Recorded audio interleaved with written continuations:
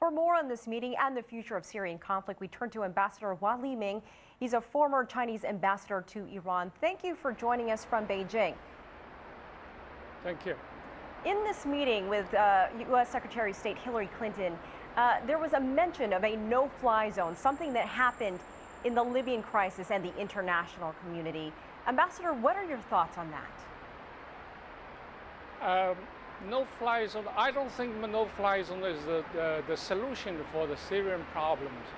Now is the violence between the government and the Syrian opposition. And with the support from outside, I don't see Syrian opposition stop the violence. So if no-fly zone is going to be implemented, I'm afraid that the lesson of what Libyan have taken place will be repeated in Syria. Ambassador, there is already talk of a replacement envoy since Kofi Annan has resigned his post. Will this new envoy work where maybe Annan didn't? You see, the Kofi Annan's mission was actually hindered by the disunity of the Security Council, with the Western bloc to ask the step down of the Bashar al-Assad and with the veto of Russia and China. So actually his mission was extremely difficult. And we all hope that the replacement of Kofi Annan will be successful.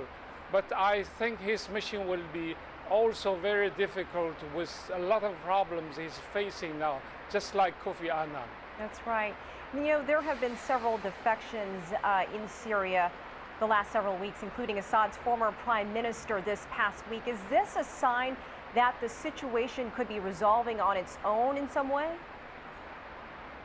The defection has been important, especially the defection of Tlass, the former defense minister, who was very close associate of Bashar al-Assad.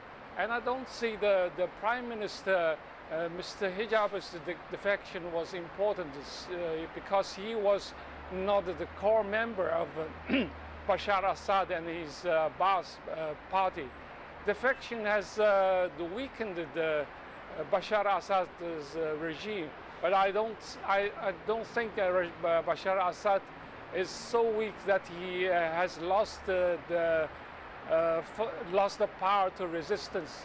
Still, he has power to resistance, and there will be quite a long way to go to have the core collapsed. Ambassador, you know, you mentioned the United Nations and how there was just some tension there with the various sides wanting different things. The West seems to be contributing to the opposition despite what's happening in the UN. The United States, obviously, in Turkey, and now there is also reports of Great Britain giving some money in the fight against Assad. What are your thoughts on that? There's this outside action taking place. Is that smart? I think the Syrian position has been encouraged and supported by outside assistance, not from today.